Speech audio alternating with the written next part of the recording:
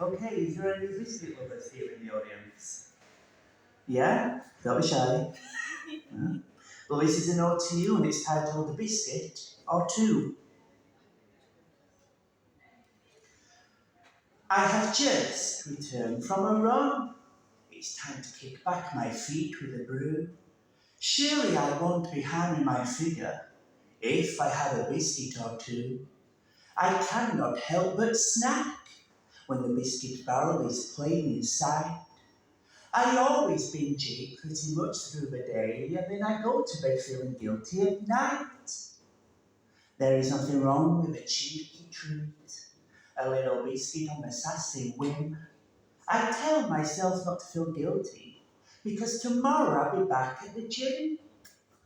They always say a little treat won't hurt to taste that sweet sensation, but I can't deal with minute helpings, and I certainly can't eat in moderation. When the fresh packet is out in sight, the biscuits are gone in a shot. Because I can't just have the one, I've got to eat the whole bloody lot. But sometimes I do try and resist, and the healthy eating is going strong. But then the biscuits will be out at work, and I'm there tucking in. Well, the diet didn't last very long. As long as I am keeping up with my fitness, and I don't treat it as a taboo, there is nothing wrong with kicking back your feet and having a biscuit or two. Thank you very much.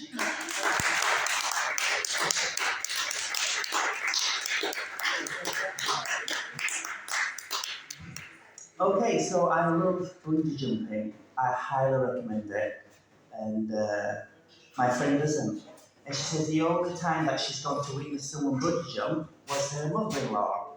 And on the spring of catapulting back up, they discovered that she was wearing a bra. And I don't know how that happened and how you can forget.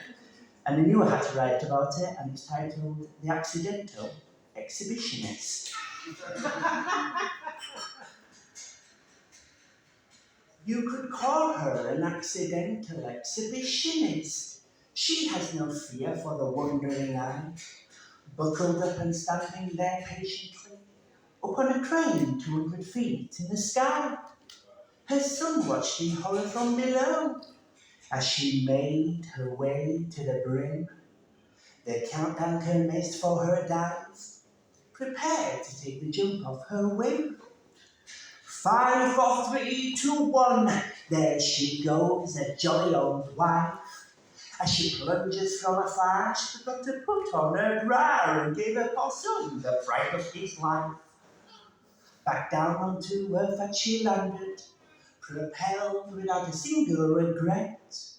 The crowd on the ground stood aghast. Well, it's an idiot that she will never, ever forget. Thank you very much.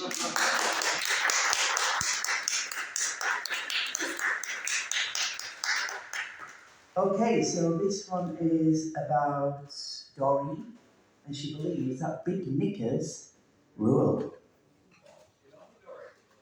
Go on, Dory. Doreen has heard they have returned in vogue. They are back to being cool. They may not be visually flattering in sense, but big knickers rule. She can't be doing with all of this provocative lingerie. They are nothing but a strand of string. They are only good for you know what, and that is a needless fling. She would rather feel adequately serene.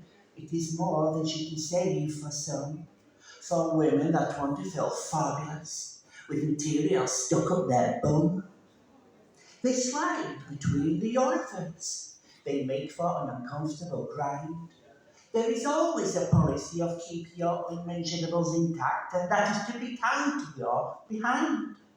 So ladies, never mind trying to impress your fellas or your girls, because you have to be kind to be cruel. They may not be visually flattering in sense, but by God, no big knickers rule. Thank you very much.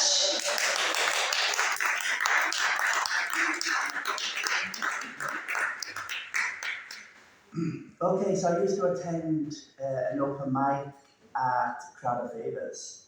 I know exactly the one. Yeah, They've got a right years to up ago. there as well. Let's see if I can convince you to come here. Oh yeah, definitely.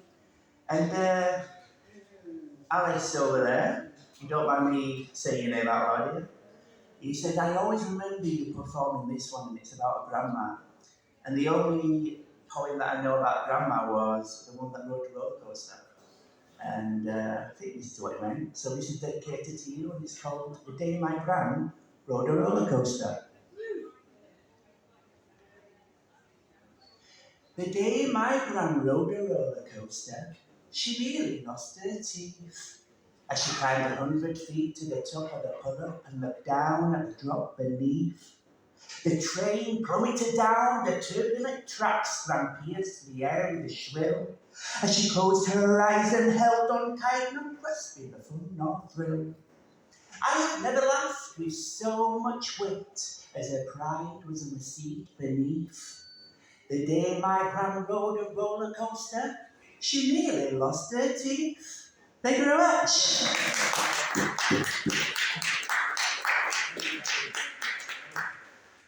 Okay, thank you for listening, and I've been Jamie H. Scruton. You can find me on all the platforms, Instagram, Facebook, YouTube. I also have a book that's been released about 2 years ago, and it's on this table. It's an art book, and it explores my personal experiences with mental health, comedy, my thrill seeking, and yeah, it's highly illustrative, and it's £20. RRP is £30.99. And yeah, I just want to leave you with this one, and it's called Norman, the Great Burly Tycoon.